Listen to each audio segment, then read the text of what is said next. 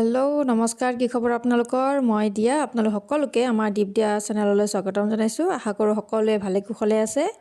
দিনটোনো কেনেকৈ পাৰ কৰিলোঁ তাৰে কিছুমান দৃশ্যাংশ মই আপোনালোকক দেখাবলৈ চেষ্টা কৰোঁ। আপোনালোকে চাই ভাল পায় নিশ্চয়, আৰু হয়তো অধীৰ আগ্ৰহেৰে ৰখিও থাকে চাগে ভিডিঅ'বোৰ কেতিয়া আহিব চাবলৈ। এয়া হৈছে ৰাতিপুৱাৰ ভিডিঅ', ৰাতিপুৱাৰ পৰা আৰম্ভ কৰিছোঁ। আজি ভাতৰ সলনি অলপমান মই বেলেগ বনালোঁ, চলে পুৰি বনালোঁ। চলে মানে যিটো আমাৰ ডাঙৰ কাবুলী বুটৰ যিটো ঘুগুনি হয় সেইটোৱে হয়। তাৰপিছত তাতে অলপমান পনীৰ আছিল, মই পনীৰ দিলোঁ, আৰু এয়া শেষ হ'বৰ সময়ত মই অকণমান কচুৰি মেথি দি দিছোঁ। ইফালে মোৰ এয়া ঘুগুনি বা চলে দুইটাই ক'ব পাৰে ৰেডি হৈ গ'ল। আৰু ইফালে মোৰ এয়া পুৰি বনালোঁ। আজি পুৰিৰ লগতে খোৱা যাব ৰাতিপুৱাৰ ব্ৰেকফাষ্টটো। দেখিবলৈ যিমান ধুনীয়া লাগিছে, খাবলৈও সিমানেই টেষ্টি হৈছিলে। মই নিজে খাই পেলাই আপোনালোকক কৈছোঁ।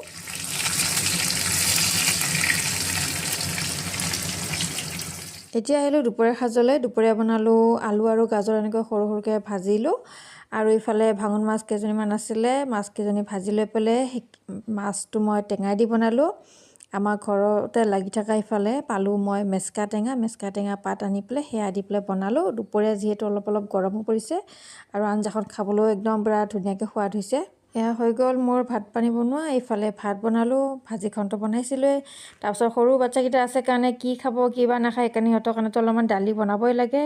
এয়া মাছৰ টেঙা, আৰু ইফালে ডাঙৰ মাছ আছিলে। ডাঙৰ মাছটো সেইদিনাখন কচু দি হেনো ইমান ভাল পাইছে আৰু বনাব লাগে, তো সেইকাৰণে আজি আকৌ বনাই দিলোঁ। সেইকাৰণে নেদেখালোঁ ৰেচিপিটো। এতিয়া আহিলোঁ আমাৰ একেবাৰে ৰাতিৰ পৰ্বলৈ। এয়া সিহঁতে পঢ়া শুনা শেষ কৰি অকণমান কাৰ্টুন চাই বহি আছে, আৰু সিহঁতে ডিমাণ্ড কৰিলে, সিহঁতে বোলে আজি চাওমিন খায়। তো সিহঁতৰ কাৰণে মই চাওমিন বনালোঁ। এয়া ভেজ কৰি বনাইছোঁ, আচলতে চিকেন চাওমিন বনাইছোঁ, কিন্তু চিকেনখিনি মই ছাইড কৰি ভাজিছোঁ এনেকৈ। আৰু ইফালে তাৰে লগতে ভলকেনো পিজ্জা অৰ্ডাৰ কৰিলে, আৰু ইফালে কেইবাবিধো আছে, বহুত ধৰণৰ পিজ্জা অৰ্ডাৰ কৰিলে। আৰু ইফালে আমাৰ চাওমিনো ৰেডি হৈ গ'ল, আৰু এতিয়া আৰু আমি এনেকৈ খাবলৈ বহিলোঁ। এইকেইদিন ল'ৰা ছোৱালীকেইটাই যেনেকৈ যি খাবলৈ বিচাৰিছে চব সেনেকৈ ৰান্ধি খুৱাইছোঁ, কাৰণ দুদিনমান পাছত গুচি যাব। তাৰপাছতো আৰু চবৰে নিজৰ নিজৰ বেগটো ৰুটিন হৈ যাব, চবেই নিজৰ নিজৰ ৰুটিনলৈ ঘূৰি যাব।